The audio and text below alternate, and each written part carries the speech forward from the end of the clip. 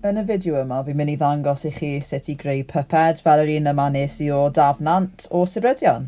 Edrych bach yn gymleth, bach yn daunting, pe poeni gallwch chi wneud un llai fel yr un yma a jyst yn defnyddio un lliw. Bydd angen un lwmp o plasticine, unrhyw lliw chi moyn. Mae'n bwysig bod e'n fath yma o glai achos dwi ddim yn mynd i sychu mas na caledu o gwbl. Bydd e'n hyblyg ac yn feddal am byth. Weiren aluminium, mae'n hyblyg fel y clai a bydd e'n plygu i greu breichiau a coesau da. Bydd angen gofyn am help i dorri eddo. Mae rhain bach yn... Bydd angen tools modelu hefyd fel y rai yma. Mae rai fel hyn yn dod gyda sets o plasticine weithiau. Fi'n hoffi defnyddio dental tools achos mae dad fi'n deintydd a maen nhw'n eitha cool. Par o beads bach pren neu plastig. Mae'n iawn os ys dim gyda chi, gallwch chi wneud nhw mas o plasticine. Bydd angen paint gwyn i peintio'r beads a brush paint. A fi'n gwybod nes i ddweud ar y dechrau, ond bydd hefyd angen tipyn bach o plasticine D ar gyfer canwyll y llygaid. I ddechrau gyda, chi'n mynd i gymryd beads chi a peintio nhw'n wyn. Os does dim beads gyda chi, defnyddiwch plasticine gwyn. Bydd rhain yn gweithio fel llygaid y pyped. Nawr chi'n mynd i gymryd tipyn bach iawn o plasticine D. Gallwch chi hefyd defnyddio pen ffelt. Mae jyst yn mynd i greu canwyll y llygad. A ni'n mynd i roi dros y twll yn y canol. Jyst yn ofalus. Gallwch chi jyst wedyn siapo fe mewn i cylch i ganoli fe. Newch hyn gyda'r llygad arall hefyd. Jyst siapo fe mewn i cylch fel sydd ar y llygaid yma. I greu pen y pyped, fi'n tynnu lwmp o plasticine lliw croen ac yn dechrau siapo trwy'n mas ohono fe yn defnyddio bysedd fi. Pinsiwch y clai rhwng eich bysedd o fi'n neud fan hyn i siapo'r trwy'n. Mae'n edrych yn galed, ond bydd yn dod yn haws wrth i chi wneud e mwy a bydd y clai yn meddalu.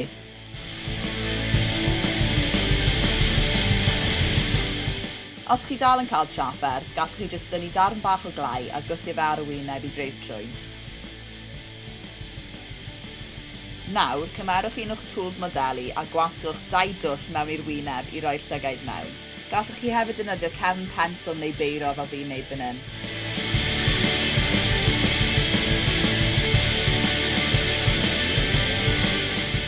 Rhowch y llygaid mewn yn pwyntio ymlaen i wneud yn siŵr bod ddim yn edrych fel bod wedi bod yn maes B 4 gwaith yn barod wythnos yma. I greu'r ceg, rhowch linell yn y clai gan defnyddio un o'ch tools modelu chi. Fan hyn, fi'n rhoi bach mwy o glai lawr yn gyntaf i greu'r gwefusau, ond does dim angen i chi wneud hyn fel arfer.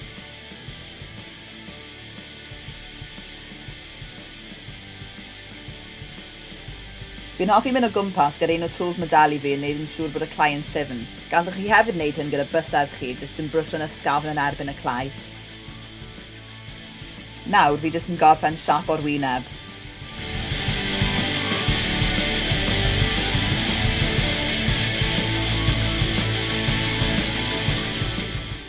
Nes i sylwi bod fi heb roi digon o glai ar y pen i greu'r talcen, felly fi'n adeiladu gyda mwy o glai. Mae'n iawn i chi ychwanegu darnau wrth i chi fynd hefyd. Nawr gyfynnwch i bwy bynnag sy'n helpu chi i dorri bach o weiren bant ar gyfer cefn y pyped. Bydd hwn yn actio fel asgwrn cefn, felly newch yn siŵr bod e'n digon hir i chi blygu yn ei hanner.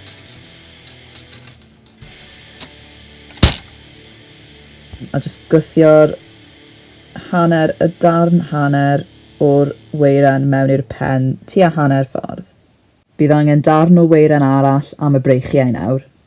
Fi wedi plygu ochrau'r weiren mewn ar gyfer dwylo y pyped. Nawr chi'n mynd i roi e lan rhwng yr ochrau gwahanol o'r weiren fan hyn yn yr asgwrn cefn a jyst gadael digon o le ar gyfer gwddwg. Dyle fe edrych fel hyn. Unwaith chi wedi gwneud hwnna, cymerwch lliw plasticine, yr un lliw ar pen a jyst wneud yn siŵr bod e'n neis ac yn fflat fel hyn a jyst lapio fe o gwmpas ble mae'r breichiau yn ymuno gyda gweddill y corff. Mae'n galed i ddechrau mas gyda, ond dyle fe Mae yna i gadw e'n syth fel bod e'n hawdd i adeiladu arno. Wedyn, chi'n mynd i just parhau i adeiladu'r lliw yna lan at y pen ar gyfer y gwddwg ac ar draws ar gyfer y breichiau. I fynd nôl at y pyped o daf, chi'n gallu gweld bod fi wedi adeiladu'r clai yn drwchus ac yn gadarn o gwmpas y weiren. Y mwy o glai chi'n rhoi arno, y cryfa bydd y pyped.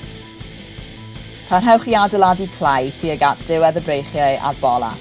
Fi'n newid lliw fan hyn achos fi moyn iddo fe fod yn gwisgo t-shirt coch.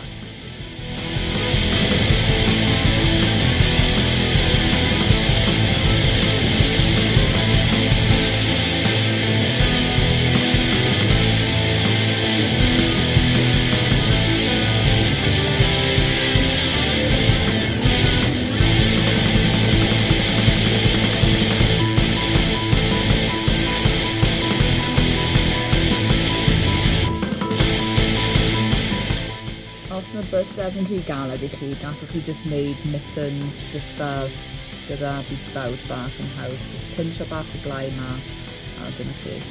Dylai'r plaster sy'n bod yn gorchuddio'r weiren i gyd. Torrwch darn arall o weiren bant a phlygwch e neu hanner i greu 2 goes. Nawr plygwch pennau'r weiren mewn tipyn bach i greu'r traed. Bydd angen gofyn am help gyda hyn achos mae'n gallu fod yn bigog. Adeiladwch traed mawr ar gyfer eich pyped. Bydd traed mawr trwchus yn drwm ac yn dal pwysau'r pyped yn dda.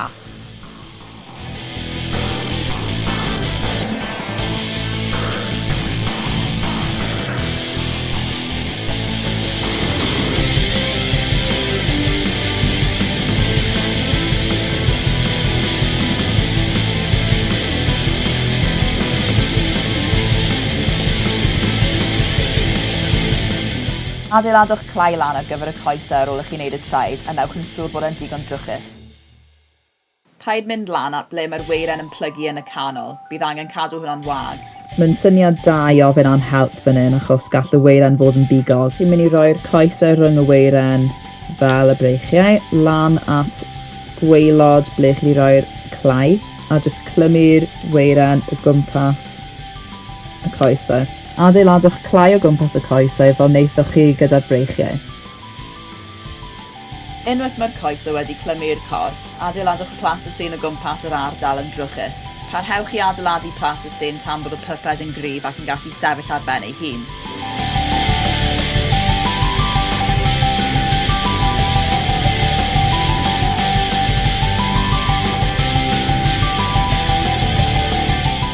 Os ydych chi am roi gwallt neu eiliau eich pyped, dilynwch y cyfarwyddiadau yma.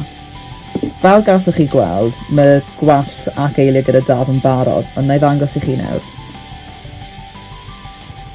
Chi'n mynd i gymryd darn bach o glai fel hyn, a chi'n mynd i rolio fe lan mewn i pa bynnag siap chi angen am yr eiliau neu'r darn o wallt, a just sticio fe ar y pen, adeiladu nhw gyd lan fel hyn. Dyna be nes i gyda fe, ac Nawr, dyle fod pyped neis gyda chi, naill ai un cymhleth fel daf neu'n syml fel y dyn bach glas draw fyna.